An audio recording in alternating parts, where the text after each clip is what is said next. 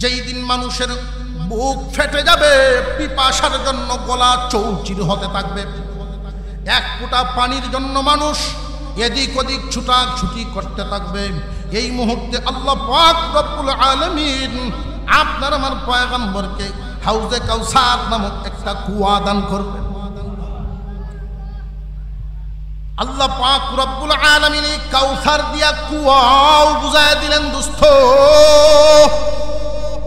কিয়ামতের কঠিন ময়দানে হাউজে কাউসারের মালিক হবেন আপনি। এই হাউজে কাউসারের যেই পানি হবে দুনিয়ার পানির মতো না। দুনিয়ার পানির সাথে ওই পানির মিল নাই। ওই পানির সাধারণত 3টা গুণ বর্ণনা করা হয়েছে।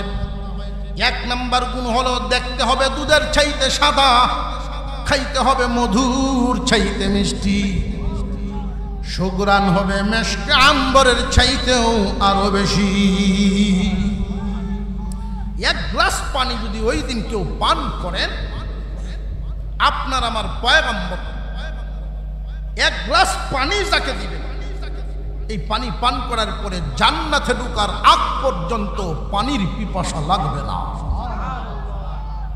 সুবহানাল্লাহর আওয়াজ দিয়ে আস্তে আস্তে, আর একটু জোরে কন্যা সুবহানাল্লাহ। ওই পানি পান করতে রাজি আছেন তো ইনশাআল্লাহ? পান করতে রাজি আছেন তো ইনশাআল্লাহ? ওই পানি কারা কারা পান করতে পারবেন এই কথাটা কিন্তু এখান থেকে শুনে যেতে হবে। এটা এখানে রাখলাম যে হুজুর রাখলেন কেন? আপনারা আটকানি একটা কৌশল লাগবো না?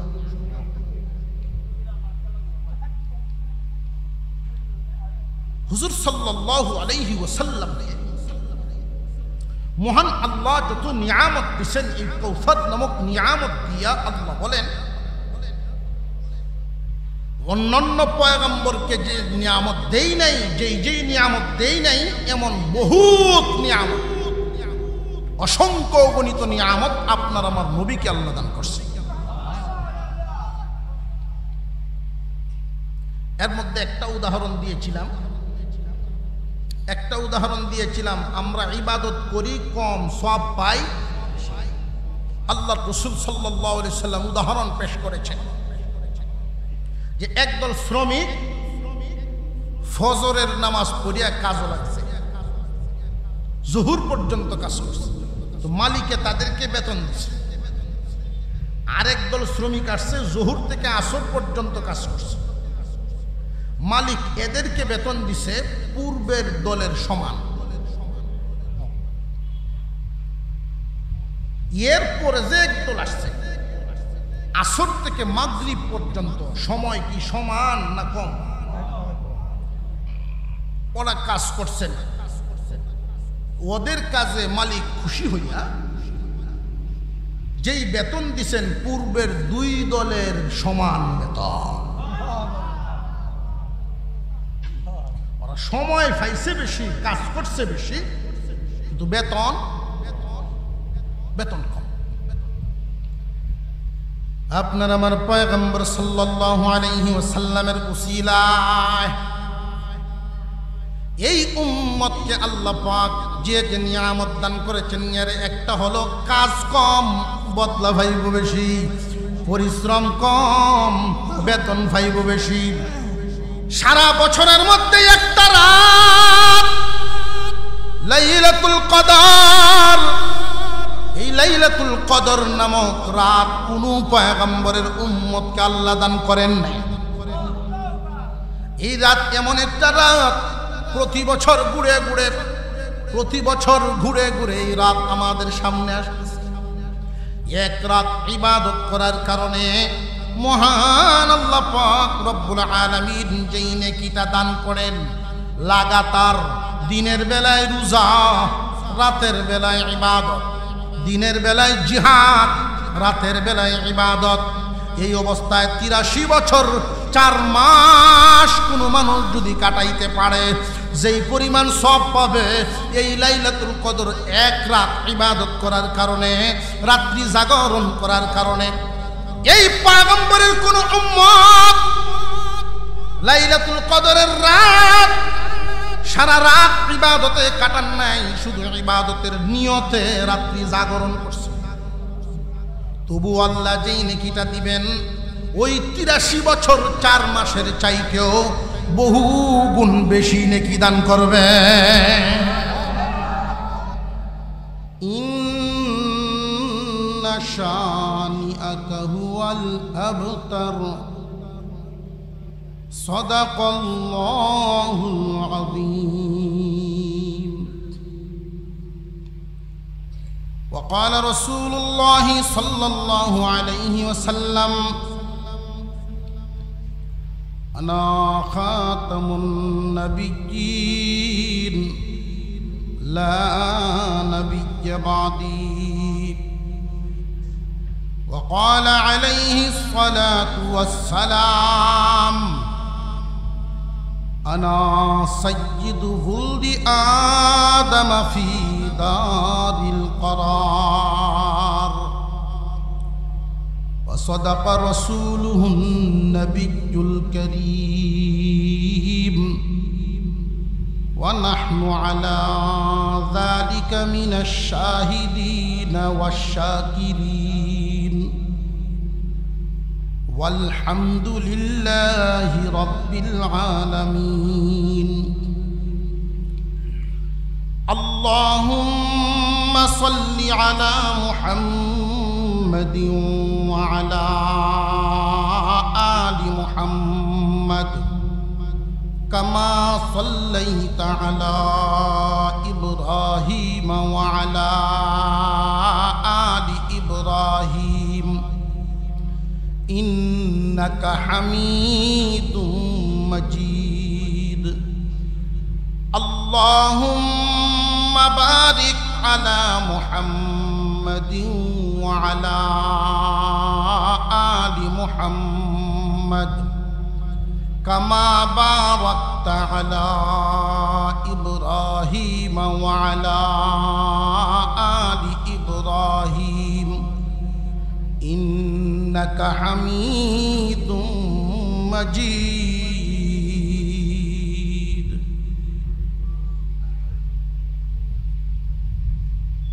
العزيز ছাত্র সংসদ মুসলিমপুর সুনামগঞ্জ সদর এর উদ্যোগে আয়োজিত আজকের এই সিরাতুন নবী মহাসম্মেলন, সিরাতুন নবী সাল্লাল্লাহু আলাইহি ওয়াসাল্লাম মহাসম্মেলনের শ্রদ্ধাভাজন সভাপতি, দেশ বরেণ্য সুপরিচিত ব্যক্তিত্ব হযরতুল আল্লাম হযরত মাওলানা মুফতি আজিজুল হক সাহেব দামাত বরকাতুহুল আলিয়া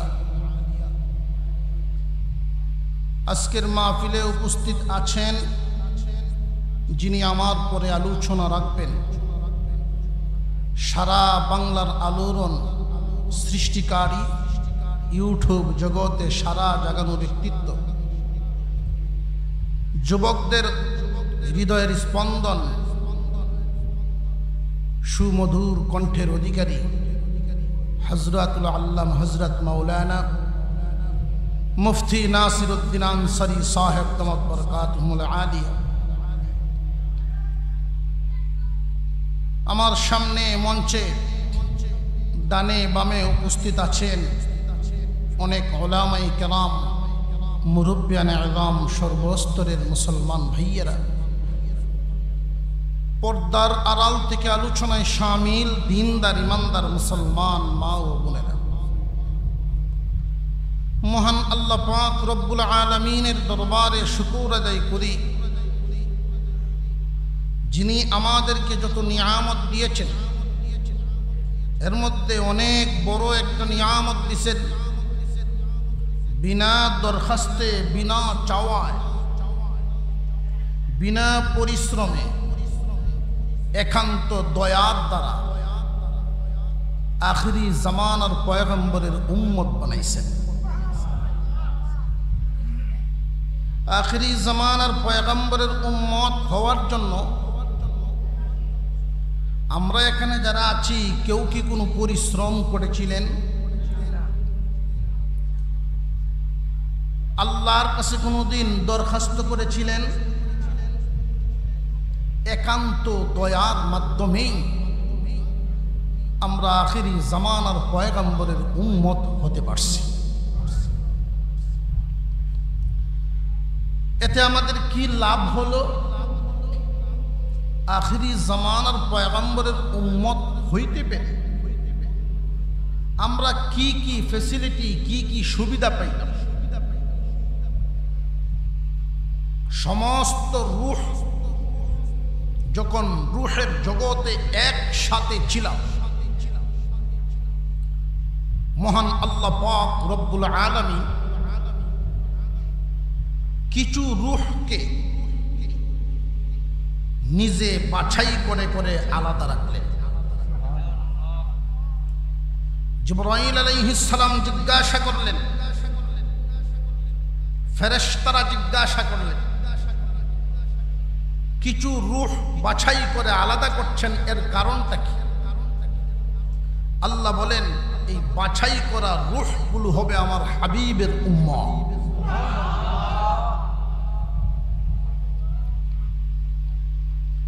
হুজুর আকরাম সাল্লাল্লাহু আলাইহি ওয়াসাল্লাম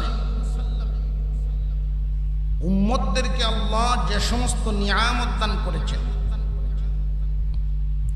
এমন বহু নিয়ামত আছে যেই নিয়ামত অন্য কোনো পয়গম্বরের উম্মতেরা পায়েই নেই।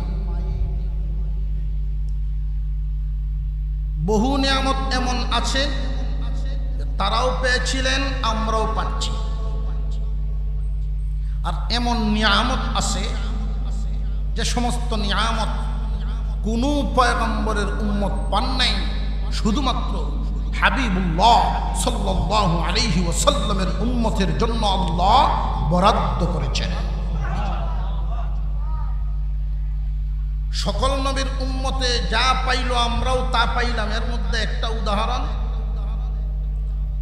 অতীতের সমস্ত পয়গম্বরের উম্মতগণ যেইভাবে সূর্যের আলো পাইছে,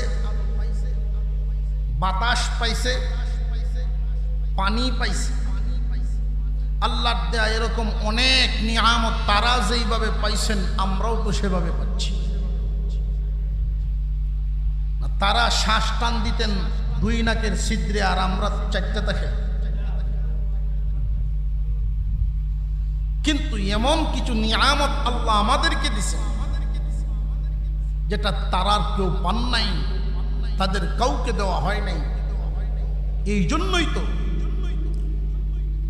সমস্ত নবীগণ দরখাস্ত করেছেন, আল্লাহ নবী বানাইছেন, মর্যাদাবান বানাইছেন, দয়া করে মায়া করে আখেরি জামানার পয়গম্বরের উম্মতেও শামিল করে নেন। এই উম্মতের মর্যাদা হুজুর আকরাম সাল্লাল্লাহু আলাইহি ওয়াসাল্লামের উসিলায় এমন কিছু মর্যাদা, এমন কিছু নিয়ামত আল্লাহ দান করেছেন, যেই নিয়ামত অন্য কোনো পয়গম্বরের উম্মতগণ পান নাই। এর মধ্যে একটা নিয়ামত, স্পেশাল নিয়ামত, অন্যান্য পয়গম্বরগণ নামাজ পড়তেন এক ওয়াক্ত, সওয়াবও পাইতেন এক ওয়াক্তের, কিন্তু আপনার পয়গম্বরের উম্মত নামাজ পড়েন এক ওয়াক্ত, সওয়াব মিলে 10 ওয়াক্তে। নামাজ পড়ি আমরা এক ওয়াক্ত, সওয়াব পাই একটু জোরে কর 10 ওয়াক্তে। যারা 5 ওয়াক্ত নামাজ পড়েন তাদের আমল নামায় 50 ওয়াক্তের সওয়াব লিখে দেওয়া হয়। এটা অন্য কোন নবীগণের উম্মতকে দেওয়া হয় নাই, এটা শুধুমাত্র আখিরি জামানার পয়গম্বরের উম্মতকে দেওয়া হয়েছে। আজকে সিরাতুন নবী সাল্লাল্লাহু আলাইহি ওয়াসাল্লাম মহাসম্মেলন, নবীজির জীবনী নিয়ে আলোচনা করা, হুজুর সাল্লাল্লাহু আলাইহি ওয়াসাল্লামের জীবনীটা 63 বছরে সীমাবদ্ধ। মৌলদ থেকে নিয়ে, জন্ম থেকে নিয়ে ওয়াফাত পর্যন্ত, ইন্তেকাল পর্যন্ত 63 বছর। এই 63 বছরের মধ্যে 40 বছর পর্যন্ত নবুয়তি পান নাই।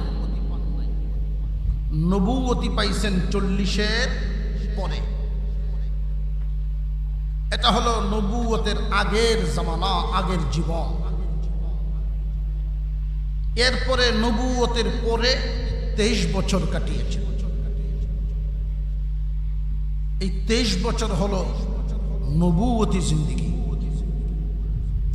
এই নবুয়তি জিন্দেগিও আবার 2 ভাগে বিভক্ত, মক্কি এবং মাদানী। আল্লাহ পাক রব্বুল আলামিন আমার আপনার পয়গম্বরকে যত নিয়ামত দান করেছেন, নবীজির মাধ্যমে যত মুআজিজা প্রকাশ করেছেন, যত মুআজিজা দুনিয়াতে প্রকাশিত হয়েছে, বা ওলিগণের মাধ্যমে যত কারামত প্রকাশ হয়েছে, আরো হয়, মুআজিজা বলেন, কারামত বলেন, জমিনে এগুলো প্রকাশ করানোর ক্ষমতা ওলিরও না, নবীগণেরও না। এই অলৌকিক ঘটনাগুলো প্রকাশ করেন কে? আরেকটু জোরে কন। আমাদের সমাজের মধ্যে আমাদের কিছু ভাই সকল এমন আছেন যারা সম্মানের মাপকাঠি বুঝেন না। ছোট ভাইকে ছোট ভাইয়ের জায়গায় আদর দিয়ে একটা মর্যাদার একটা মাপকাঠি রাখতে হবে, বড় ভাইকে সম্মানের একটা মাপকাঠি রাখতে হবে, শ্বশুরের মর্যাদার একটা মাপকাঠি রাখতে হবে, বাবার মর্যাদার একটা মাপকাঠি রাখতে হবে। এভাবে প্রত্যেকটা সেক্টরে মর্যাদা সম্মানের সীমারেখা আছে না নাই? আল্লাহ পাক রব্বুল আলামিন স্রষ্টা, মহান আল্লাহ হলেন স্রষ্টা, আর আমরা সব হলাম সৃষ্টি। স্রষ্টা আর সৃষ্টি কখনো এক হতে পারে না। স্রষ্টায় আর সৃষ্টিতে কিছু কিছু বেশক্ষম থাকার প্রয়োজন আছে না নাই? আর নইলে উনি স্রষ্টা কেমনে হইলেন? স্রষ্টা আর সৃষ্টিতে যেই বেশক্ষমগুলো আছে, এর মধ্যে মর্যাদার দিকের বেশক্ষমটা লক্ষ্য করেন। সমস্ত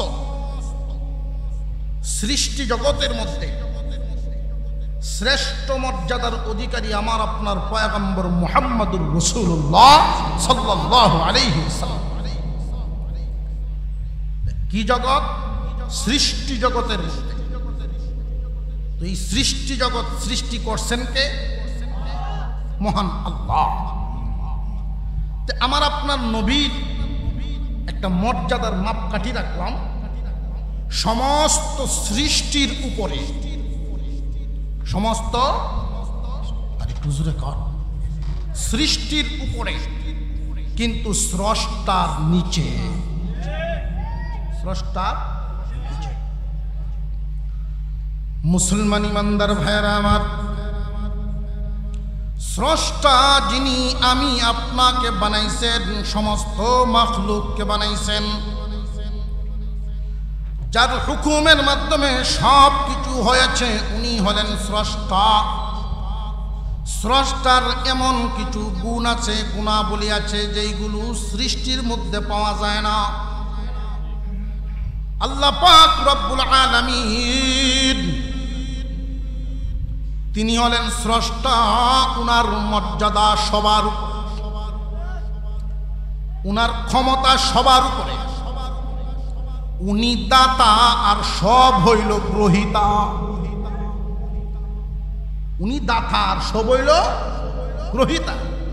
এই জন্য আমার আপনার নবীকে আজকে যে সূরাখানা তিলাওয়াত করেছি, এই সূরাতে আল্লাহ বলেন ইন্না আ'তাইনাকাল কাউসার। ও পয়গম্বর, আমি আপনাকে দান করলাম। দাতাকে আরো জোরে কন, আর গ্রহিতা যাকে দান করা হলো উনি কে? আমার আপনার পয়গম্বর। আল্লাহ পাক রব্বুল আলামিন ডাক দিয়া বলেন, দোস্ত দান করলাম আমি, গ্রহণ করলেন আপনি। আমি দাতা, আপনি গ্রহিতা। দাতা আর গ্রহিতা কি সমান না বেশ? আল্লাহ পাক রব্বুল আলামিনের এমন কিছু গুণ, এমন কিছু সিফত থাকবে স্রষ্টার, যেই সিফত যেই গুণ সৃষ্টির মধ্যে থাকবে না। মুসলমান ইমানদার ভাইয়ারা আমার, আমার আপনার পয়গম্বরকে আল্লাহ মর্যাদা দান করেছেন, কিন্তু আল্লাহর সমান কি? রজুরে কর। আমাদের মধ্যে অনেক মানুষ এমন আছে না বুঝার কারণে আল্লাহর পয়গম্বরের মর্যাদা উঠাইতে উঠাইতে উঠাইতে উঠাইতে আল্লাহর সমান বানায়া ঈমান হারা হইয়া যায়।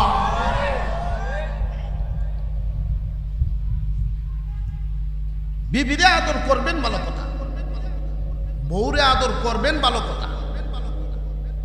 সোনা জান লক্ষ্মী সান যা ইচ্ছা ডাকেন, এই জন্য আম্মা ডাকবেন নাকি? কথা বুঝেন নাই? জায়গা বুঝে দিতে হইব না। আল্লাহ পাকের যত সিফত, যত গুণাবলী, এর মধ্যে একটা সিফত, একটা গুণ সমস্ত সৃষ্ট জগৎ, সমস্ত মাখলুকগণ উনার সামনে সব জায়গায় আল্লাহ বিরাজমান, সমস্ত জায়গায় আল্লাহ হাজির। অতীতেও ছিলেন, এখনো আছেন, ভবিষ্যতেও থাকবেন। যার কোনো অতীত ভবিষ্যৎ নাই, নড়াচড়া নাই, যার কোনো নড়াচড়া। সৃষ্টি আর স্রষ্টার মধ্যে বেশ ক্ষমতা বুঝবেন। সৃষ্টির নড়াচড়া হয়, স্রষ্টার নড়াচড়া কি এমন কখনো যে আল্লাহ একটু আগে আসেন কখন দেখতেছি না ঠিক এরকম কি? গতকালকে ছিলেন বা আমরা আব্বার আমলে আসেন আর ইবার নাই, এরকম কি? এই জন্যই সৃষ্টি আর স্রষ্টা। আল্লাহর রসুলকে অনেকেই হাজির নাজির মনে করে ফেলে। আল্লাহর রসুলের মর্যাদা আমি একটা একটা করে আপনাদের সামনে পেশ করছি। মর্যাদা কি, নবীর সম্মান কতটুকু সমস্ত সৃষ্টি জগতের উপরে সমান না উপরে? আমার আপনার পয়গম্বরের মর্যাদা সমস্ত সৃষ্টি জগতের উপরে, কিন্তু স্রষ্টার নিচে। শয়তানে ধোঁকা দেয় যে নবীকে যত মানতে পারবে তোর মর্যাদা তত বাড়বে। আচ্ছা, এই যে ধোঁকা দিয়ে মানাইতে মানাইতে মানাইতে মানাইতে এমন মানানো মানায় ক্রস হয়ে যায়, বর্ডার ক্রস হইয়া ঈমান হারা হয়ে যায়। আরেকটা ভুল বিশ্বাস তারা লালন করেন, আলিমুল গায়ব, অতীত বর্তমান ভবিষ্যৎ সমস্ত ইলম, সমস্ত ইলমের জ্ঞান রাখেন একমাত্র আল্লাহ। সকল কিছু জানেন একমাত্র কে? আরো জোরে কোন? নবীগণের ইলম, নবীগণের ইলম খুব ভালো করে জেনে রাখবেন। নবীগণের ইলমের সীমারেখা আছে। আল্লাহর আকলের কি কোনো সীমারেখা আছে নাকি? আল্লাহ পাক রব্বুল আলামিন যাকে যেটা জানান উনি সেটা জানেন।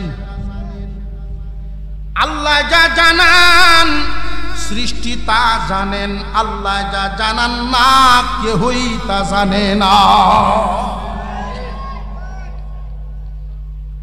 তো আমার আপনার নবীর মর্যাদা কি? শুধু আল্লাহকে আলিমুল গায়ব মনে করেন, নবীকে মনে করলেন না, এতে কি নবীর মর্যাদা কমে গেল?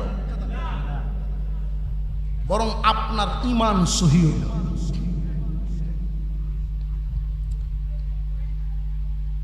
হুজুর আকরাম সাল্লাল্লাহু আলাইহি ওয়াসাল্লাম, আপনার আমার পয়গম্বর কি পরিমাণ নিয়ামত পাইলেন।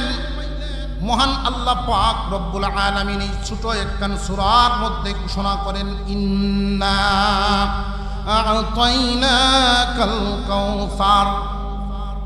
ও দোস্ত আমার, আপনাকে আমি কাউসার নামক নিয়ামত দান করলাম। কি নিয়ামত? কাউসার নামক নিয়ামত, যেই নিয়ামত কোনো পয়গম্বরকে দান করেন না। এই কাউসার নামক নিয়ামত, মামানাল কাউসার। কাউসার মানে কি? কাউসার অর্থ কি? মুফাসসিরিনে কেরাম কাউসারের অর্থ করেছেন প্রায় 26টা। কতটা? এরপরে আবার শেষে লেখছেন আল্লাহু আলাম, আল্লাহ জানেন কাউসার দিয়ে আল্লাহ কি বুঝাইলেন, আমরা আমাদের ধারণা পেশ করব।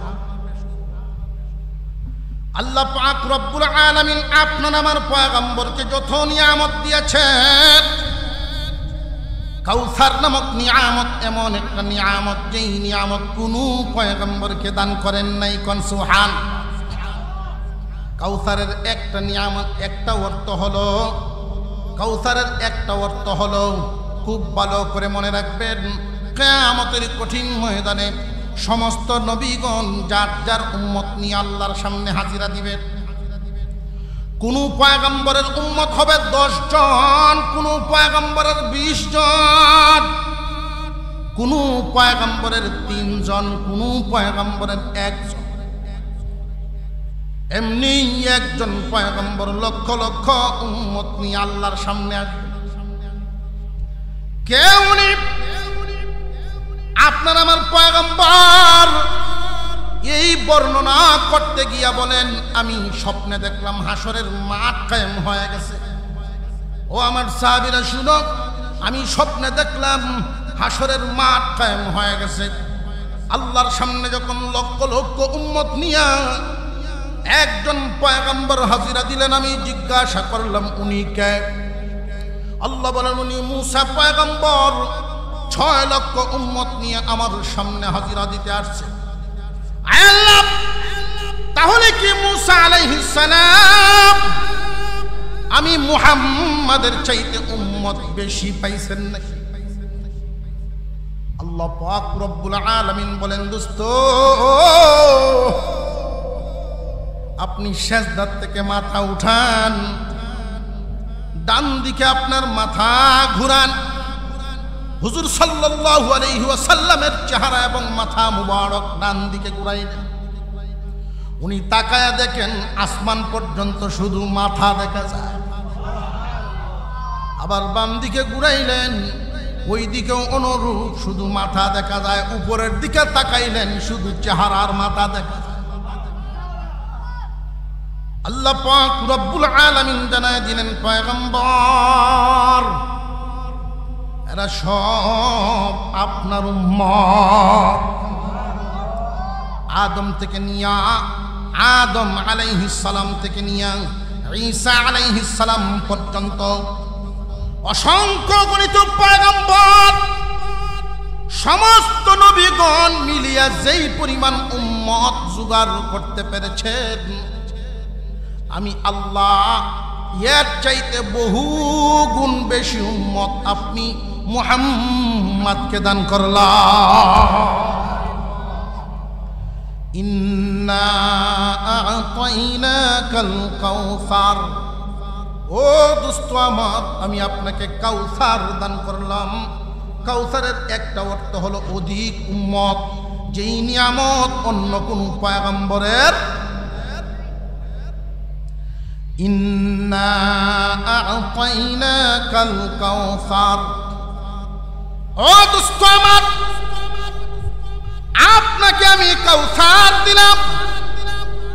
কাউসারের আরেকটা অর্থ হলো কিয়ামতের কঠিন ময়দানে যেই দিন মানুষের বুক ফেটে যাবে, পিপাসার জন্য গলা চৌচির হতে থাকবে, এক ফোঁটা পানির জন্য মানুষ এদিক ওদিক ছুটাছুটি করতে থাকবে।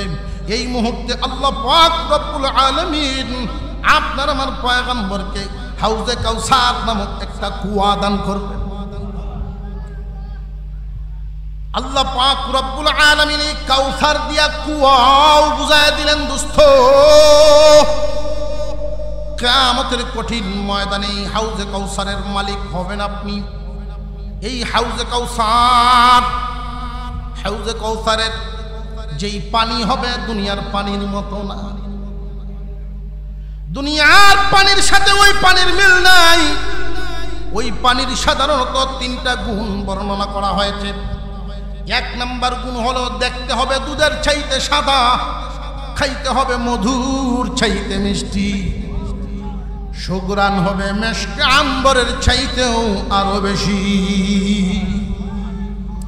এক গ্লাস পানি যদি ওই দিন কেউ পান করেন, আপনার আমার পয়গম্বর এক গ্লাস পানি যাকে দিবেন, এই পানি পান করার পরে জান্নাতে ঢোকার আগ পর্যন্ত পানির পিপাসা লাগবে না।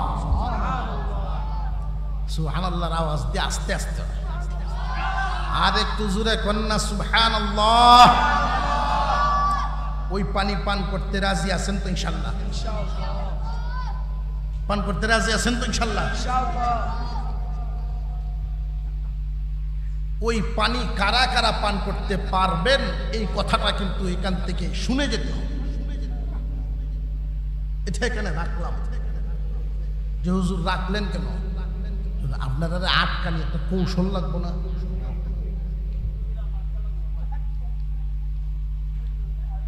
হুজুর সাল্লাল্লাহু আলাইহি ওয়াসাল্লাম মহান আল্লাহ যত নিয়ামত দিয়েছেন, এই কাউসার নামক নিয়ামত দিয়া আল্লাহ বলেন অন্যান্য পয়গম্বরকে যে নিয়ামত দেই নাই, যেই নিয়ামত দেই নাই, এমন বহুত নিয়ামত, অসংখ্য গণিত নিয়ামত আপনার আমার নবীকে আল্লাহ দান করছে। এর মধ্যে একটা উদাহরণ দিয়েছিলাম, আমরা ইবাদত করি কম, সওয়াব পাই। আল্লাহ রাসূল সাল্লাল্লাহু আলাইহি সাল্লাম উদাহরণ পেশ করেছেন যে একদল শ্রমিক ফজরের নামাজ পড়িয়া কাজে লাগছে, জোহর পর্যন্ত কাজ করছে, তো মালিকে তাদেরকে বেতন দিচ্ছে। আরেক দল শ্রমিক আসছে, জোহর থেকে আসর পর্যন্ত কাজ করছে, মালিক এদেরকে বেতন দিছে পূর্বের দলের সমান। এরপরে যে একদল আসছে, আসর থেকে মাগরিব পর্যন্ত সময় কি সমান না কম? ওরা কাজ করছেন, ওদের কাজে মালিক খুশি হইয়া যেই বেতন দিছেন পূর্বের দুই দলের সমান বেতন। ওরা সময় পাইছে বেশি, কাজ করছে বেশি, কিন্তু বেতন কম। আপনার আমার পয়গম্বর সাল্লাল্লাহু আলাইহি ওয়াসাল্লামের উসিলায় এই উম্মতকে আল্লাহ পাক যে নিয়ামত দান করেছেন, এর একটা হলো কাজ কম, বদলা পাইব বেশি, পরিশ্রম কম, বেতন পাইব বেশি।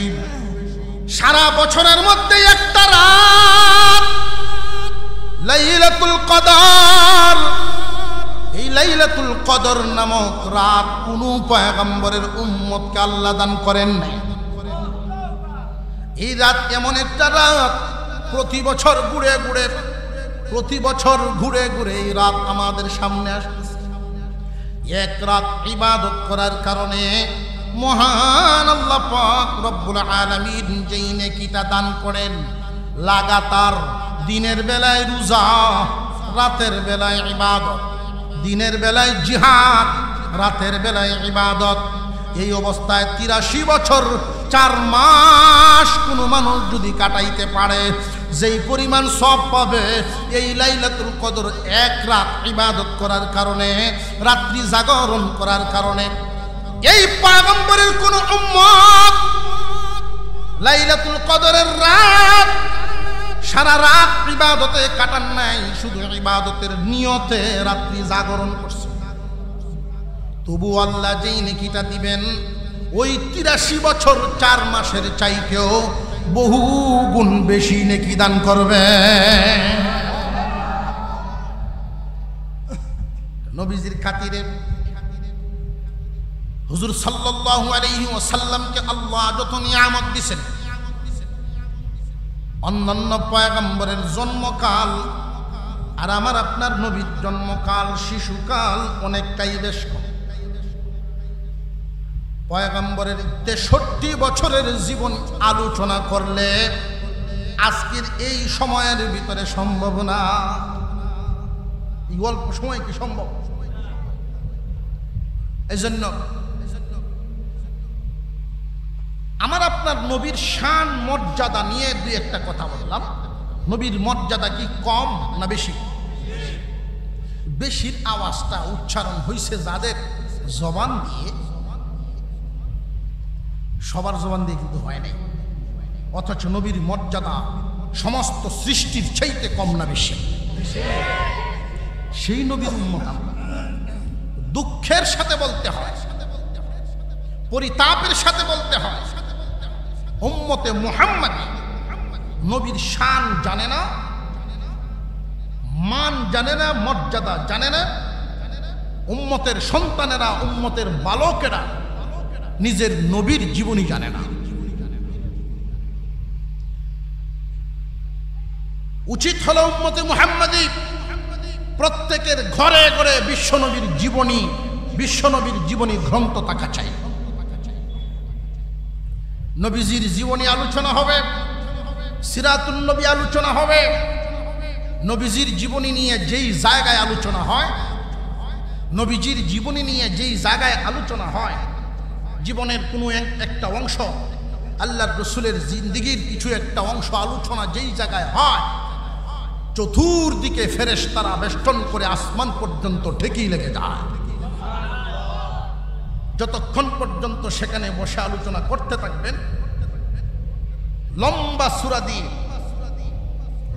সূরা দিয়ে দাঁড়িয়ে দাঁড়িয়ে আল্লাহর সামনে দাঁড়ায় নফল নামাজ পড়ার সওয়াব তার আমলনামায় দিতে থাকবেন। আপনার ঘরে যদি নবীজির জীবনী একটা গ্রন্থ থাকে, 10 মিনিট সময় পাইলেন, বাচ্চাদেরকে ডাকলেন, বিবিরে ডাকলেন, আসো আল্লাহর রসুলের জীবনী একটু অংশ তিলাওয়াত করি। সারা বছরেও তো শেষ করতে পারবো ইনশাল্লাহ।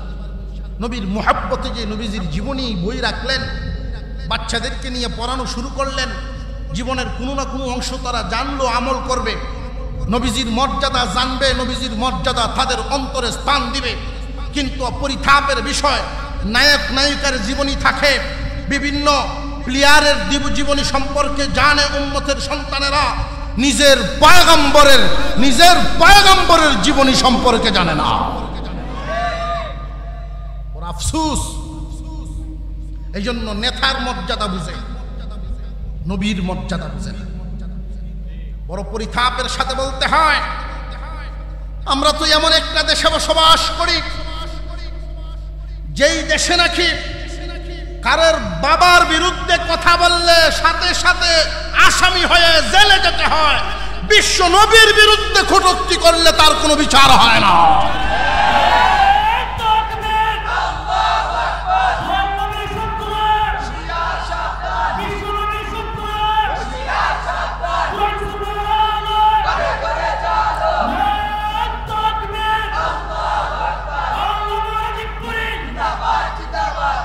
হুজুর সাল্লাল্লাহু আলাইহি ওয়াসাল্লামের মান মর্যাদা নিয়ে, আল্লাহর রসুলকে নিয়ে যদি কেউ কটূক্তি করে,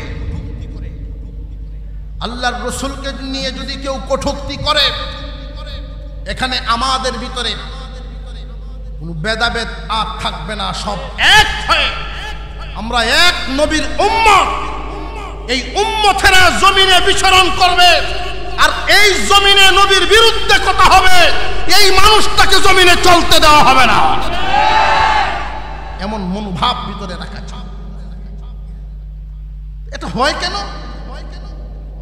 খুঁজে দেখবেন, ওইটাও কোনো মুসলমানের গোষ্ঠীতেই জন্ম নিচ্ছে। আফসোসের ব্যাপার, এটা হয় কেন? এই কথাগুলো বলার উদ্দেশ্য আমরা সাবধান হয়ে যাই। আল্লাহ যেন এমন না করেন যে আমাদের কোন সন্তানরা এই দলে গিয়ে ভর্তি হয়।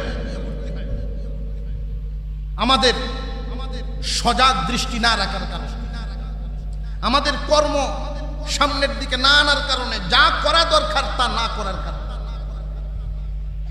হুজুর আকরাম সাল্লাল্লাহু আলাইহি ওয়াসাল্লামের শান মান মর্যাদা উম্মত জানে না। কারণ সন্তানের সামনে বাবা কোনোদিন বলেন নাই, বাবা রে তোমার আমার নবী মুহাম্মাদুর রাসূলুল্লাহ, তোমার আমার পয়গম্বর দুনিয়ার জমিনে আগমন করেছিলেন ইয়েতিম হয়ে। তোমার আমার নবীর জন্মের সময় এই ঘটনা জমিনে ঘটিয়াছে। এই কথাগুলো যদি কোনো একটা শিশু তার বাবার জবান থেকে শুনতে পায়, কচি হৃদয়ের মধ্যে এই কথাগুলো বসিয়া যায়। কিন্তু আমরা সন্তান জন্ম দিলাম ঠিক, সন্তানের লালন পালনের দায়িত্ব পালন করলাম না। সন্তানকে কোনোদিন শুনাই নেই, শুনাইতেই পারি নাই যে আমার নবীর মর্যাদা এত, আমার আপনার পয়গম্বরের মর্যাদা সমস্ত নবী না শুধু সমস্ত সৃষ্টির উপরে, সমস্ত সৃষ্টির উপরে, স্রষ্টার নিচে। এই কথাটা নবীজির জীবনী যাও স্কুল কলেজ ভার্সিটিতে কিছুটা পড়ানো হইতো, প্রাইমারি বাচ্চাদেরকে কিছুটা পড়ানো হইতো সাহাবীদের জীবনী, নবী রাসূলদের জীবনী।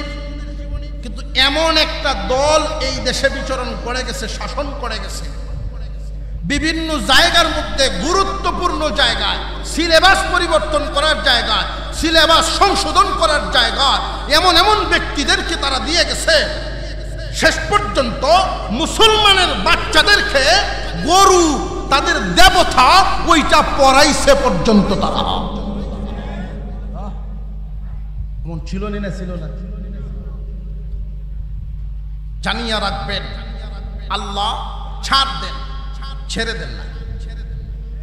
আল্লাহ ছাড় দেন, ছেড়ে দেন না। আমাদের শিক্ষা নেওয়া প্রয়োজন। তবে ইদানিং যা দেখতে পাচ্ছি, এই 15-17 বছর পর্যন্ত একদল রাক্ষসের মতো খাইলো, খায়া ভাগলো, আর আরেক দল যে উপবাস ছিল তারা কিন্তু পাগল হয়ে গেছে। কথা বুঝে আসতেছে? একদল খাইলো, আর একদল কি ছিল? উপবাস ছিল। এখন যদি যারা সুযোগ পায় কি করতে পারে? যে হুজুর আগে ভাগে বলেন কেন? যে আগে ভাগে তো আমরা বলার দরকার নাই, এদের আচরণে আমাদেরকে বলায়া দেয়। আমি সাবধান করে দেই, আমরা সুন্দরভাবে চলেন, মানুষের জানমালের নিরাপত্তার পথে হাঁটেন, সুশৃঙ্খল পথে চলবেন, সুশৃঙ্খল থাকবেন, একজনকে সম্মান দিবেন, নিরাপত্তা দিবেন, আপনি নিরাপদে থাকবেন। আর যদি কারোর উপরে জুলুম করেন তাহলে পিছন থেকে শিক্ষা গ্রহণ করেন।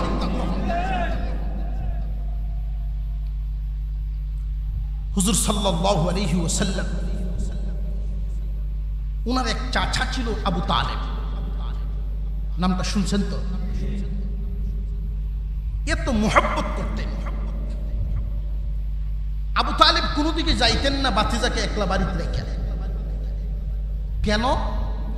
যদি চাষিয়ে তারে কষ্ট দেয়। সুবহানাল্লাহ, বুঝতেন না? কত মুহাব্বত, যে আমি যে কাজে যাব, সফরে যাব, ব্যবসার কাজে যাব, আমার বাতিজারে যদি আমার বিবি কষ্ট দেয়। অনেক চাষি এমন আছে না নাই? বাদ দিব ঠিকই, হ্যাঁ, পরের উপরে খাওয়ান কি মজা লাগে। তো তার যাও ক্ষুধা আছে, ক্ষুধা শেষ, বাচ্চা হইলেও তো তার বুঝ শক্তি, হৃদয় তো আছে। আর এমন চাচিও আছে মার মতো আদর করে। আবু তালিবের বিবির ব্যাপারে আবু তালিব ধারণা করেছেন যে আমার এই ইতিম ভাতিজা, নরম হৃদয়ের ভাতিজা, এত ভালো ভাতিজা, আমার বিবির কাছে যদি কোনো আঘাত সাথে রাখতে, ইতিম অবস্থায় ছিল। এখানে আমার আপনার একটা প্রশ্ন জাগে, নবীর মর্যাদা স্রষ্টার নিচে, সমস্ত সৃষ্টির উপরে, এবং উনার এক টাইটেল হলো হাবিবুল্লাহ। কি টাইটেল? হাবিবুল্লাহ। এই হাবিবুল্লাহ টাইটেল অন্য কোনো পয়গম্বরের নাই। হাবিবুল্লাহ শব্দের অর্থ আল্লাহর বন্ধু। আল্লাহর বন্ধু হওয়ার মতো টাইটেল আরো নবীগণের ছিল, যেমন খলিলুল্লাহ। খলিলুল্লাহ অর্থ আল্লাহর বন্ধু, কিন্তু দুই অর্থে আসমান জমিন ব্যবধান।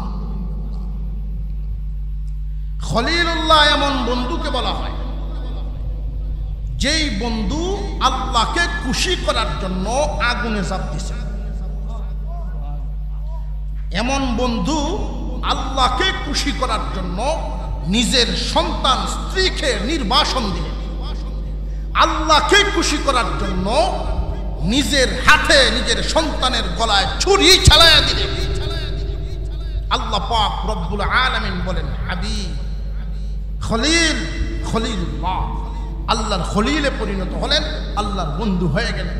আল্লাহর জন্য উনি সব করতে পারেন, উনি খলিলুল্লাহ। আর হাবিবুল্লাহ এমন এক বন্ধুর নাম। হাবিবুল্লাহ এমন এক বন্ধুর নাম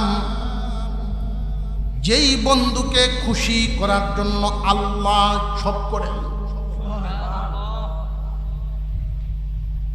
হাবিবুল্লাহ এমন এক বন্ধুর নাম, বন্ধু যেখানে আল্লাহর রহমত সেখানে। দুই একটা কথা না বললে আমার আপনার পয়গম্বরের জন্মের সময়ের হালতটা আবু তালিবে বর্ণনা করে, মুহাম্মদ আমি তোমার এত মোহাব্বত কেন করি জানো? এমনি তোমারে আমি ভালোবাসি তা না, মক্কার অন্যান্য শিশুরা আর তোমার মধ্যে অনেক বেশ কম। ও মুহাম্মদ, তুমি যখন মার গর্ভে ছিলা, তোমার মার গর্ভধারণ আর অন্যান্য মহিলাদের গর্ভধারণ বেশ কম ছিল। কেমন জানি মুহাম্মদ? না চাচা জানি না, আপনি একটু বলেন আমি শুনি। তুমি যখন তোমার মার গর্ভে, অন্যান্য মহিলারা সাধারণত বাচ্চা যখন পেটে ধারণ করেন বোঝা যায় পেট একটু উঁচু হয়ে যায়, কিন্তু তোমার মা আমিনা তোমাকে গর্ভে ধারণ করেছেন একজন সাধারণ মানুষ দেখলে বুঝার কোনো ক্ষমতাই নাই, বুঝতেই পারবে না যে তোমার মা গর্ভবতী মহিলা। জমজম কুয়ার পানি উঠাইবার জন্য মক্কা নগরীর মহিলারা লম্বা রশি লাগাইয়া বালতি ফেলাইয়া পানি উঠাইতেন। ও মুহাম্মদ, জাননি তোমার মার বেলায় কি হইত? না চাচা জানি না। আমিনা যখন কুয়ার কাছে যাইত, জমজমের কাছে গিয়ে যখন আমিনা দাঁড়াইত, সাথে সাথে নিচের স্তরের পানি উপরে উঠা শুরু হয়ে যেত। মক্কার মহিলারা বলতেন, আমিনা বোন তুমি একটু দাঁড়াও, আমরা আরামে পানিটা নিয়ে নেই, তুমি তাকো যতক্ষণ, পানিও উপরে ভাসিয়া থাকে ততক্ষণ। মুহাম্মদ তোমারে যে আমি আদর করি এমনি না, এমন কিছু বিষয় আমি দেখছি যেগুলো অন্য কেউ দেখে নাই, কারোর বেলা ঘটে না। সাধারণত যখন সন্তান জন্মগ্রহণ করেন 9 মাস 10 দিন পর্যন্ত মার গর্ভে আটকে থাকা জমে থাকা রক্ত পানি যখন একসাথে প্রবাহিত হতে থাকে, একসাথে যখন বের হয় প্রচন্ড দুর্গন্ধ হয়, যেটা সহ্য করার মতো না। কি ধরনের দুর্গন্ধ, পাশে যে সমস্ত মহিলারা থাকেন তারা বুঝতে পারেন। খুব বিচ্ছিরি এক দুর্গন্ধ হয়। কিন্তু মুহাম্মদ, তোমার জন্মের অবস্থাটা ছিল ভিন্ন। বাবা রে, তোমার চাচিও সেখানে দরজায় দাঁড়ানো। তুমি যখন ভূমিষ্ঠ হও, তোমার জন্মের বেলায় যেই সুঘ্রাণ বেরিয়েছিল সেই সুঘ্রাণ শুধু তোমার ঘরেই সীমাবদ্ধ থাকে নাই। আমি আবু তালেব দূর থেকে দাঁড়ায় সুঘ্রাণ পাইলাম। দুনিয়ার কোন বাজারের কোন সুঘ্রাণের সাথে মিল নাই, কোন আতরের সাথে মিল নাই। আমি ধারণা করলাম এই সুঘ্রাণ বুঝি খানায় কাবার চত্বরের বাড়িঘরের মধ্যেই সীমাবদ্ধ থাকবে, দূরে কোথাও যাবে না। কিন্তু মুহাম্মদ খানায় কাবার আশপাশের বাড়িঘর নয়, সারা মক্কা নগরীর ঘরে ঘরে সুঘ্রাণ পৌঁছে গেছে। সবে সাদিকের ওই সময়ের সেই দিনের গ্রাম শুধু মক্কায় সীমাবদ্ধ থাকে নাই, তামাম দুনিয়ার কোনায় কোনায় পৌঁছা শুরু হয়ে গেছে। অনেক সিরিয়ার কাফেলাদেরকে জিজ্ঞাসা করেছেন, অনেকেই স্বীকারোক্তি দিয়েছেন ওই দিনের আবহাওয়া, ওই দিনের শুবে সাদিকের সুঘ্রাণ দুনিয়ার কোথাও আর খুঁজে পাই না। হুজুর আকরাম সাল্লাল্লাহু আলাইহি ওয়াসাল্লাম মা আমিনার কুলে আছেন ইয়েতিম মুহাম্মদ। মনের ভিতরে প্রশ্ন জাগে, আল্লাহর দুস্ত যিনি হাবিবুল্লাহ, ওনারে আল্লাহ ইয়েতিম বানায় দুনিয়ায় কেন বানায়? জানিয়ে রাখবেন, আল্লাহ যাকে যেই পুরস্কার দিবেন, আল্লাহ পাক যাকে যেই নিয়ামত দিবেন, এর আগে তার কাছ থেকে পরীক্ষায় ফেলায় দেন, পরীক্ষা নেন, তারে কষ্ট দেন, এরপরে পুরস্কার দেন। আপনার আমার পয়গম্বর মা আমিনার কুলে মক্কাবাসীদের তৎকালীন রেওয়াজ ছিল মক্কার শিশুদেরকে বিভিন্ন গ্রামে পয়সার বিনিময়ে দুধ পান করানো। মক্কায় লালন পালন করা হতো না। ঐতিহাসিকগণ যত কারণ উল্লেখ করেছেন, এর মধ্যে 2টা কারণ আপনাদেরকে শোনায় দেই। 1 নাম্বার কারণ, সহি শুদ্ধ ভাষাটা ঠিক থাকে না, কারণ শহরে বিভিন্ন এলাকার মানুষের বসবাস আছে না, না ভাষা উলট পালট হয়ে যায়। 2 নাম্বার, শহরের আবহাওয়া আর গ্রামের আবহাওয়ায় বেশ কম আছে না নেই? শহরের আবহাওয়ার চাইতে গ্রামের আবহাওয়া অনেক বিশুদ্ধ। আপনার আমার পয়গম্বর শিশু মুহাম্মদ সাল্লাল্লাহু আলাইহি ওয়াসাল্লামকে কুলে নিয়া মা আমিনা মক্কার বাজারের কোনায় গিয়া দাঁড়াইছে। কারণ অন্যান্য নারীদের মতো তো বাজারের মাঝখানে ঠেলে টুইলে সামনে যাবেন না, কারণ উনি মুহাম্মাদুর রাসূলুল্লাহর মা। সাথে একটা মহিলা কর্মচারী বাদী উম্মে আইমান, এই বাদীকে সাথে নিয়ে বাজারের কোনায় দাঁড়ায় রয়েছে। কে যায় সে? আর মক্কার অন্যান্য ছোট ছোট শিশুদেরকে মা বাবা আনন্দের সাথে নিয়ে আইসা দাঁড়াইছে। কখনো মায় খুলে নেয়, কখনো বাবায় খুলে নেয়, এদিক ওদিক ঘোরাঘুরি করে, এটা সেটা দেখায়। মা আমিনার চোখ দিয়ে পানি পড়তেছিল। মা আমিনা পানি ছাড়েন আর মনে মনে ভাবেন, আজকে যদি মুহাম্মাদের আব্বা থাকতো, আব্দুল্লাহ যদি দুনিয়ার জমিনে জিন্দা থাকতো, তাহলে অবশ্যই মুহাম্মাদকে কুলে নিয়ে তুই এইভাবে আদর করতো, এদিক সেদিক ঘুরাইতো। আল্লাহ পাক ডাক দিয়ে বলেন, জিবরাইল, আমার দোস্তের আব্বা নাই, এই মুহূর্তে তাকে কুলে নিয়ে ঘুরার কেউ নাই। জিবরাইল রে, আমার দোস্তরে আমি এমন জায়গায় ঘুরাইতে নিব, এমন এক জায়গায় ঘুরাইতে নিব যেখানে কেউ কোনোদিন যাইতে পারবে না। এমন খেলনা আমার দুস্থের জন্য আমি বানায় রাখছি, যেই খেলনা কারোর খেলনা হবে না। রে জিবরাইল, আমার দুস্থের জন্য আমি ঘোষণা করলাম মেরাজ। আমার দুস্থ এই মক্কার বাজারে শুধু ঘুরবে না, আমার দুস্থকে আমি ঘুরাইব 7 আসমান, জান্নাত, সমস্ত মাখলুকাত আমি দেখাই। আমার দুস্থের ডানে বামে খেলনা বানায়া দেব তারকারাজি দেয়। এই জন্য কেউ যখন কোনো মুসিবতে পড়ে যায়, খারাপ হালতে পড়ে যায়, পরীক্ষার হালতে পড়ে যায়, এটা মনে রাখবেন, পরীক্ষা দেন কে? আল্লাহ পরীক্ষায় ফেলেন। আর পরীক্ষা না দেওয়া পর্যন্ত ক্লাস বদল হয় না। আমরা যেন নিরাশ না হই, এটা না ভাবি আরে আমি কি এমন ভুল করলাম। শুধু ভুল করলে আল্লাহ পরীক্ষা নেন না। আল্লাহ পাক ইমানদারদেরকে পরীক্ষায় ফেলায়া একটা স্তর গুনাহ মাফ করেন, আবার আরেক স্তর এদের মর্যাদা বাড়ায়া দেন। হালিমাতুস সাদিয়া কবিলায়ে বনি সাদ, আরো অনেকজন সাথীরা আইছেন, বাচ্চা নিব মক্কার বাজারে আইছেন। আপনাদের অসুবিধা হইতেছে? অসুবিধা হইতেছে? নার আওয়াজে বোঝা যায়। আপনাদের সামনে আমাদের আজকের যিনি মধ্যমণি, সুললিত কণ্ঠের অধিকারী, তিনি উপস্থিত আছেন।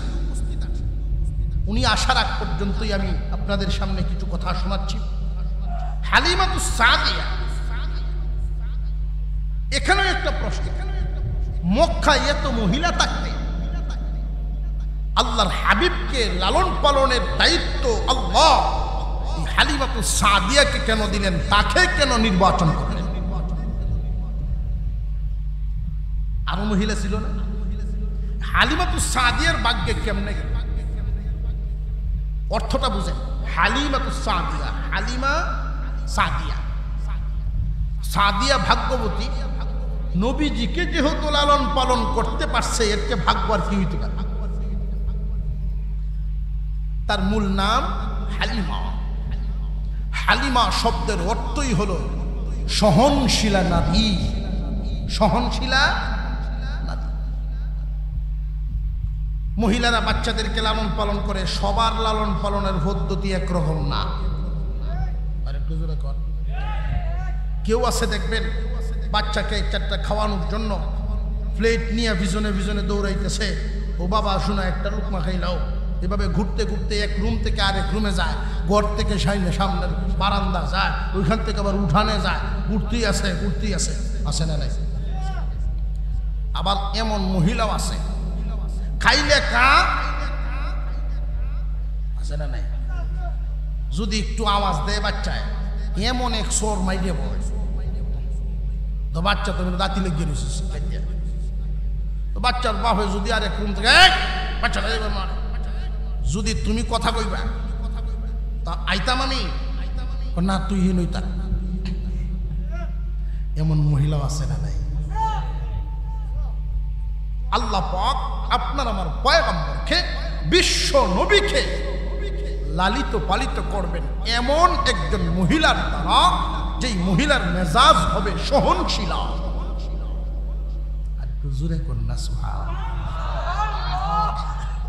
আলম ইয়াজিদকা ইয়াতীমান ফাআওয়া,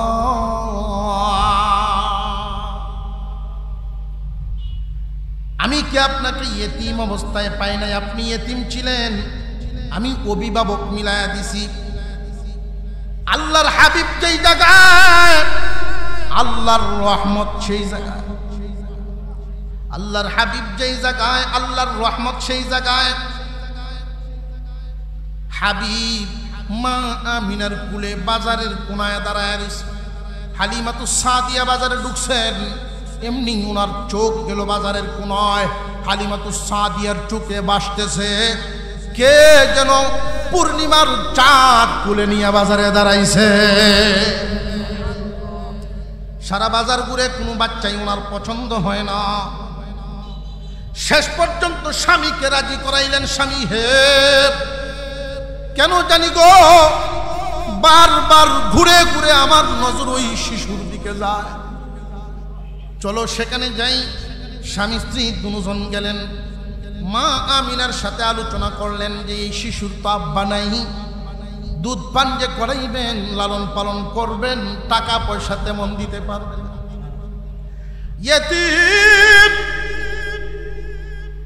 এতিমের লালন পালন করবেন, যা পারি আমি দিব।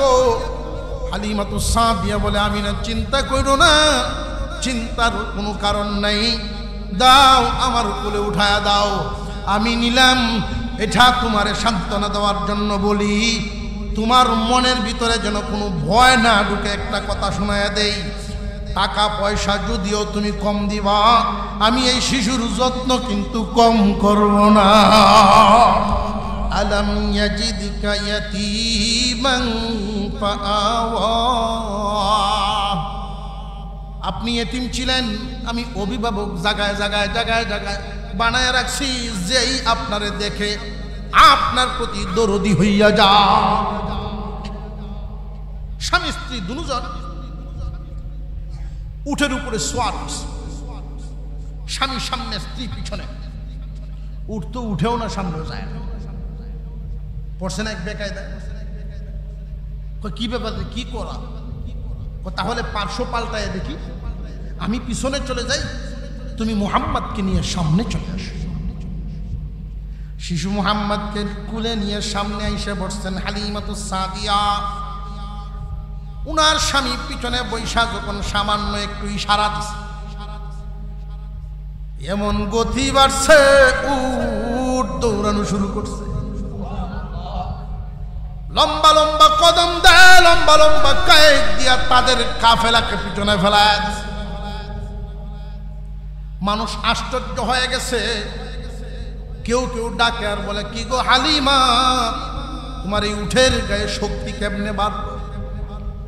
হালিমায় জবাব দেয়, আজকে এমন একজন শিশু আমার কুলে উঠাইছি, এই শিশুর বরকতে উঠের গায়ের শক্তি বেড়ে গেছে।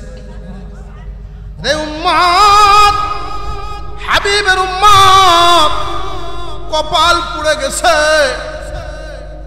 নবীর আদর্শ এক জায়গায়, উম্মত থাকে আরেক জায়গায়।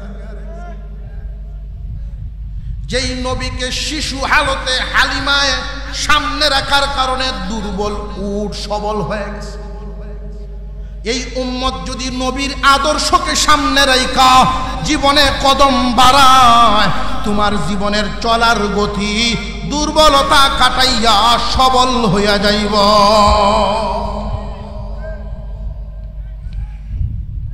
তুমিও জীবনে চলার গতিতে অনেক উন্নতি লাভ করতে পারবা, নবীর আদর্শকে সামনে রাখতে পারবে। হালিমাতু সাদিয়া পৌঁছে গেলেন বাড়িতে। তো প্রতিদিন সকালবেলায় ওনার স্বামী বকরি ভেড়া যেগুলো দুধ দেয়, দুধ লয়, দহন করে। তো মালিকের তো একটা অনুমান আছে কতটুকু দুধ পাওয়া যায়, এই অনুমান অনুযায়ী এই পাত্র লয়ে যায়। এই পাত্রটা নিয়ে যখন ঘরে ঢুকছেন, গিয়ে দেখেন বকরি বেড়ার যে উলানগুলো অন্য দিনের তুলনায় একটু বড় বড় লাগে। আল্লাহর হাবিব যেখানে, আল্লাহর রহমত সেখানে। দুধ দহন করছেন, অর্ধেকও শেষ হয়েছে না, পাত্র ভরে গেছে। দৌড়ে লয়ে গেছে গরু, হালিমা কি হয়েছে? পাত্র আর একটা দেও। কই অন্যদিন তো একটা ওই বড়ে না। হালিমা গো, তুমি কি ভুলে গেছো আল্লাহর রহমত নাজিল হয়ে গেছে? এই শিশু মুহাম্মাদের উসিলায়, শিশু মুহাম্মাদের উসিলায় আল্লাহর রহমত নাজিল হয়ে গেছে। রে হালিমা, আমি তোমারে হুকুম দেই, এই মুহাম্মাদের যত্ন তুমি যত বাড়ায়া দাও, আল্লাহর রহমত তত বাড়বে। আলম ইয়াজিদকা ইয়াতীমান ফাআওয়া, আপনি ইয়েতিম কিন্তু ছেড়ে দেই নাই, ইয়েতিম অবস্থায় আমার রহমত দিয়া ডাইকা রাখছি। আপনি যেখানে রহমত সেখানে যেন আপনার আদর কদর বাড়ে। সুবহানাল্লাহ। এইভাবে দিন যাইতে যাইতে সময়, নির্ধারিত সময় শেষ হয়ে গেছে। হালিমায় আর রাখতে পারবো না। আমিনার বাচ্চা আমিনাকে দিয়ে আসছি। হালিমাতুস সাদিয়া বৈশা বৈশা কান্দে, গাছের তলে বইয়া কান্দে, পাতের বইয়া বইয়া কান্দেন। কেউ যদি জিজ্ঞায় তুমি কেন কান্দো? কান্দি, জীবনে কত শিশু লালন পালন করলাম, এত মায়া লাগে নাই। জীবনে কত শিশু লালন পালন করলাম, এত মায়া লাগে নাই। আমি এই মুহাম্মদকে যতদিন দুধ পান করাইছি, কোনদিন আমার দুনো দুধের দুধ পান করে নাই। তার সাইটের দুধ সে পান করত, অপর সাইটে কোনদিন সে গিয়া পান করতো না, তার ভাইয়ের জন্য রাইখা দিত। ইনসাফওয়ালা নবীর উম্মত আমরা, ইনসাফওয়ালা নবীর উম্মত আমরা, দামি নবীর দামি উম্মত। আফসোস হলো দামি উম্মত হইয়া কম দামা কাজ করে। হুজুর সাল্লাল্লাহু আলাইহি ওয়াসাল্লামকে নিয়ে নির্দিষ্ট সময়ের মধ্যে হালিমাতুস সাদিয়া মক্কায় গেছে। গিয়া বলেন, ও আমিনা, শুনতেছি এদিক সেদিক মহামারী চলতেছে, সমানে বাচ্চাদের অসুখ হইতেছে। এই অবস্থায় কি মুহাম্মদকে রেখে যাওয়া ঠিক হইব? তার কথা বলার ধরনে কি আপনার আমার নবীকে রাইখা যাওয়া উদ্দেশ্য না লইয়া যাওয়ার উদ্দেশ্য? যদিও পেটে ধারণ করেন নাই, শুধু লালন পালন করছেন, মোহাব্বত কমছে না বাড়ছে। হালিমাতুস সাদিয়া নিজের সন্তানটাকে হাতের উপরে রাইখা ঘুম পাড়াইতেন, আমার আপনার নবীকে বুকের উপরে রাইখা ঘুম পাড়াইতেন।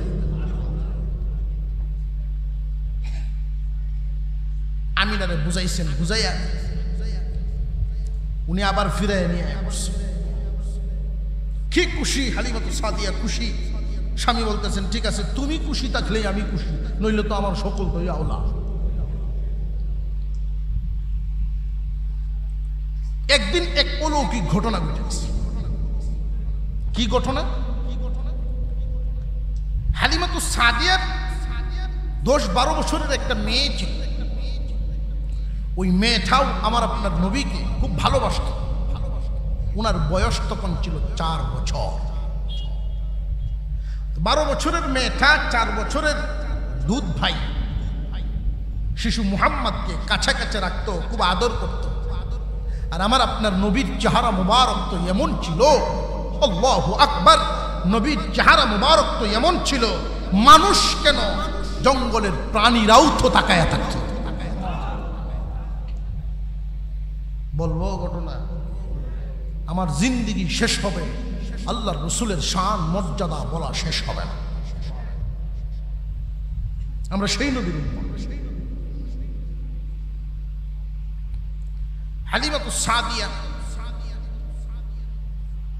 মেয়ের সাথে দিতেন, এদিক সেদিক যাইত লইয়া। তো একদিন বকরি রাখাত গেছেন পাহাড়ি এলাকায়, পাহাড়ের সাইডে। হঠাৎ করে দেখেন আসমান থেকে সাদা পোশাক পরিহিত একজন মানুষ, তার হাতে একটা বাটি আছে, আর এক হাতে ধারালো চকচকে ধারালো একটা ছুরি নিয়ে আসমান থেকে এসে জমিনে নামতেছে। এই বাচ্চাটা ভয় পেয়ে গেছে, মেয়ে বাচ্চাটা ভয় পেয়ে চিৎকার করতেছে।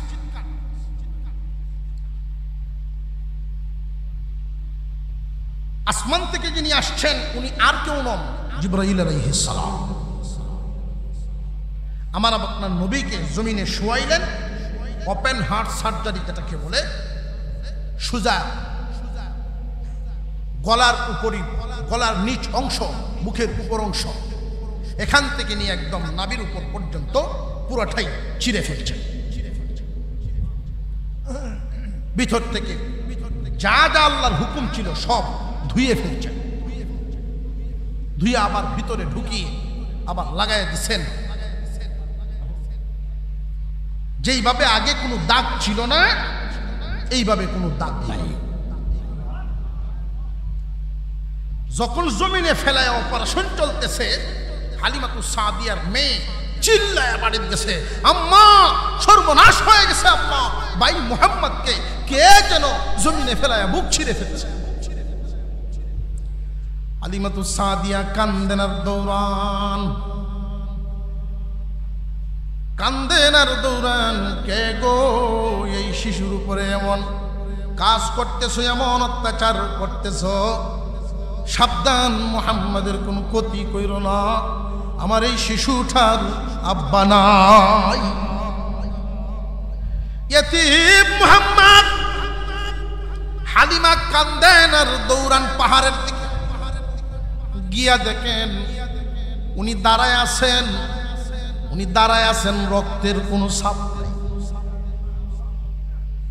একটু কাঁপতেছেন, ভয়ে একটু থরথর করে কাঁপতেছেন। হালিমাতুস সাদিয়া গিয়া জড়ায়া ধরলেন, বাবা মুহাম্মদ কে আসছিল যে আমি কিছুই বলতে পারি না, শুধু দেখলাম সাদা পোশাক পরা একজন মানুষ, যখন আমার সামনে আইসা আমার হাত লাগাইছেন আমি আর কিছুই বলতে পারি। উনি জিবরাইল আলাইহিস সালাম 4 বছর বয়সের সময় আমার আপনার পয়গম্বরের একবার শক্তে সাদার সিনা সাফ হয়ে গেছে। দুনিয়ার খেলাধুলার কোনো আকর্ষণ যেন এই অন্তরে না ঢোকে।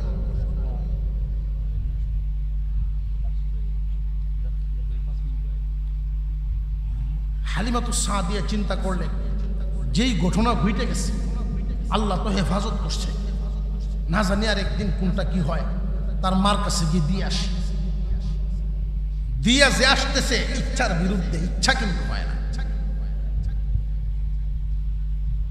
আমিনা এবং হালিমা দুজন একসাথে একটা পাথরের উপরে বৈশা আমার আপনার নবীকে মাঝখানে রেখা দুজন মা শিশু মুহাম্মদকে আদর করতেছেন আর গল্প করতেছেন। ও বোন আমিনা, আমি জীবনে কত শিশু পালছি, কিন্তু এই মুহাম্মাদের মতো এত সুন্দর শিশু আমি হালিমা জিন্দেগিতে দেখছি না। আমিনা বলেন, আমার নিজের সন্তান বলে কথা না, তুমি তো গ্রামের মানুষ, আমি শহরের মানুষ, আমি আমিনাও আমার জীবনে কোনোদিন এত সুন্দর কোন শিশু দেখিনি। আল্লাহ বলেন, জিবরাইল তুমি দেখছো নি? হালিমা দেখে নাই, আমিনাও দেখে নাই, তুমি দেখছো নি? জিবরাইল আলাইহিস সালাম বলেন, না আমিও দেখি। সমস্ত নবীগণের কাছে ওহী নিয়ে গেলাম, সমস্ত নবীগণের কাছে ওহী নিয়ে আসা যাওয়া করলাম, তামাম দুনিয়া ঘুরে ঘুরে দেখেছি, মুহাম্মাদের মতো এত সুন্দর কোন মানুষ আমি জিবরাইলও দেখি। আল্লাহ বলেন, জিবরাইল তামাম দুনিয়ার মাখলুক গুলো বানাইছি আমি আল্লাহ, তামাম পৃথিবীর জমিনে আরশ কুরসি লৌহ কলম যা কিছু আমি বানাইছি আমার সমস্ত সৃষ্টির মধ্যে আমি আমার দুস্তের মতো মুহাম্মাদের মতো এত সুন্দর কোন মাখলুক বানাই নাই।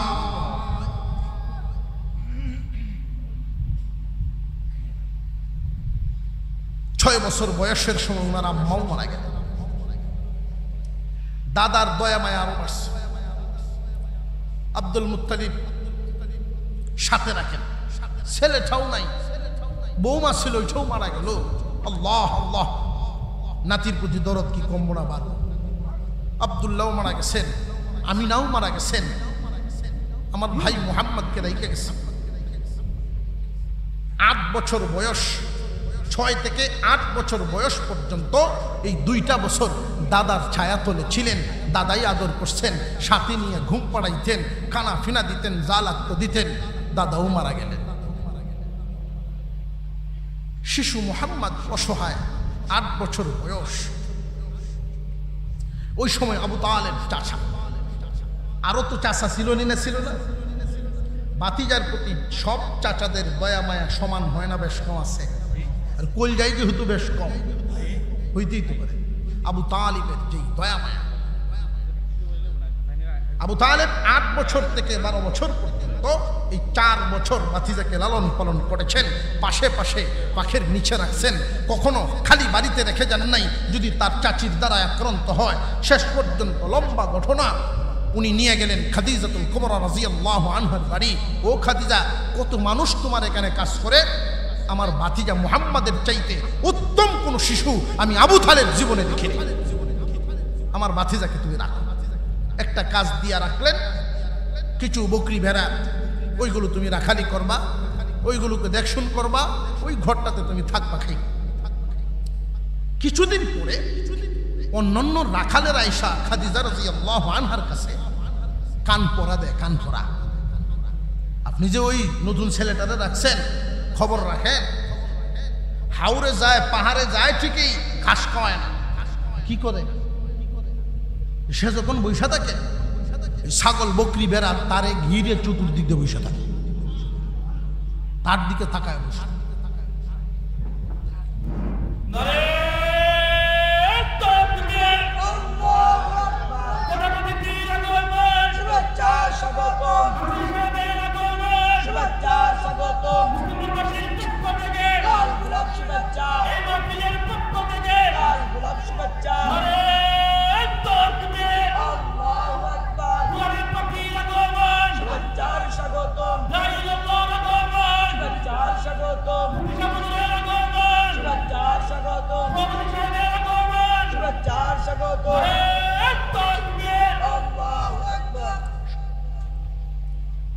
আমরা বলি আলহামদুলিল্লাহ। আপনাদের অসুবিধা হইতেছে না তো?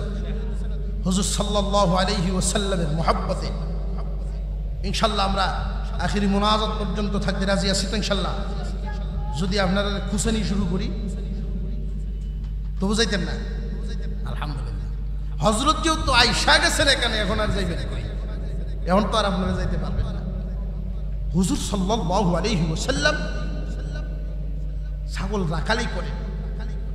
খাদিজা বিচার শুনছেন, শুই না সিদ্ধান্ত নিলেন কি করা যায়। গভীর রাত্রে 2 জন বাদী সাথে নিলেন, একটা রাকালকে সাথে নিলেন। গভীর রাত্রে মিঠি মিঠি আলু নিয়ে রাকালদের ঘর ঘর ঘুরতেছেন। লও, যেই রিপোর্ট পাইলাম, আমার এই নতুন যে ছেলে রাখলাম সে নাকি বকরি বেড়ার কোনো যত্ন নেয় না, ঘাস খাওয়ায় না, একটু হালতটা দেখে আসি। যত রাকালের ছাগলের ঘর পার হয়েছেন, ছাগলের ঘরে তো ঢুকা যায় না। যেই ঘরে ছাগল থাকে এখানে একটা সেন্ট আছে না নাই? ছাগলের পেশাব হয় কিনা সেন্ট আছে না? দুর্গন্ধে ঢুকা যায় না। কিন্তু আশ্চর্য ব্যাপার হলো মুহাম্মাদুর রাসূলুল্লাহ সাল্লাল্লাহু আলাইহি ওয়াসাল্লাম শিশু মুহাম্মদ যেই ছাগল বকরি বেড়া লালন পালন করে, অন্যান্য ছাগল বেড়ার মতো না, ওই ঘর থেকে কোনো দুর্গন্ধ আসে না। উনি আশ্চর্য হয়ে তাকায় আছেন, সামনের দিকে আগাইতেছেন। এই ঘর থেকে দুর্গন্ধ নাই, তাহলে তো ভিতরে ঢুকাই যায়। ভিতরে ঢুকলেন, ছাগল বকরি বেড়ার চেহারার দিকে তাকায় খাদিজাতুল কুবরা আশ্চর্য হয়ে গেছে। এত সুন্দর, এত মায়া মায়া লাগে ছাগল বকরি বেড়া। ওই ছাগল বকরি বেড়াগুলো আপনার আমার পয়গম্বরের চতুর্দিকে ঘিরে নবীজির চেহারা মুবারকের দিকে তাকায় থাকত। খাদিজাতুল কুবরা রাদিয়াল্লাহু আনহা এর আগে আপনার আমার পয়গম্বরকে দেখে নেই। উনি হিসাব মিলাইতেছেন, যার তত্ত্বাবধানে এমন ছাগল বকরি বেড়ার চেহারা এত লাবণ্যময় হয়, এত সুন্দর হতে পারে, মায়া মায়া লাগে। না জানি তার নিজের চেহারা কত সুন্দর। একটু সামনের দিকে আগাইছে, না গায়ে দেখেন ছাগল বকরি বেড়ার ঘরের ওই কোণার মধ্যে, বকরির ঘরের ভিতরে কোণার মধ্যে আল্লাহর হাবিব, 12 বছর বয়স হাবিবুল্লাহ শুয়ে আছে। আল্লাহর হাবিব যার উসিলায় সব কিছু বানাইছেন, উনি শুয়ে আছেন ছাগল বকরি বেড়ার ঘরের। খাদিজাতুল কুবরার চোখে ভাসতেছে সাধারণ কোনো মানুষ নয়, মনে হয় পূর্ণিমার চাঁদ নাইমা গেছে। লম্বা আলোচনা। আমার আপনার পয়গম্বরের মোহাব্বত আমাদের দিলের ভিতরে যেন আল্লাহ ঢুকাইয়া দেন, পরিপূর্ণ করে দেন, বলুন আমিন। নবীজির আদর্শ অনুযায়ী যেন জীবনযাপন করতে পারি, বলেন আমিন। আপনারা আজকের এই মাহফিল পেয়ে খুশি না বেজায়? প্রতি বছর এই মাহফিল হোক, আমরা চাই কি চাই না? ছাত্র সংসদের উদ্যোগে, আল আজিজ ছাত্র সংসদের উদ্যোগে আজকের এই মাহফিল, একদল তরুণ ছাত্র সমাজ এই আয়োজনটুকু করেছেন। সিরাতুন নবী, নবীজির জীবনী নিয়ে আলোচনা হবে, নবীর জীবন থেকে কিছু শোনানো হবে। সেই মোহব্বতের কাফেলায় আমরা সাহায্যের হাত বাড়িয়ে এই ছাত্র সমাজের সাথে শরীক থাকার ইচ্ছা আমাদের আছে না? আমরা থাকবো তো ইনশাল্লাহ। কারা কারা শরীক থাকবেন একটু হাত তুলেন তো দেখি ইনশাল্লাহ। কারা কারা? হাত সোজা করেন না, সোজা করেন, তেরা করে রাখছেন কেন?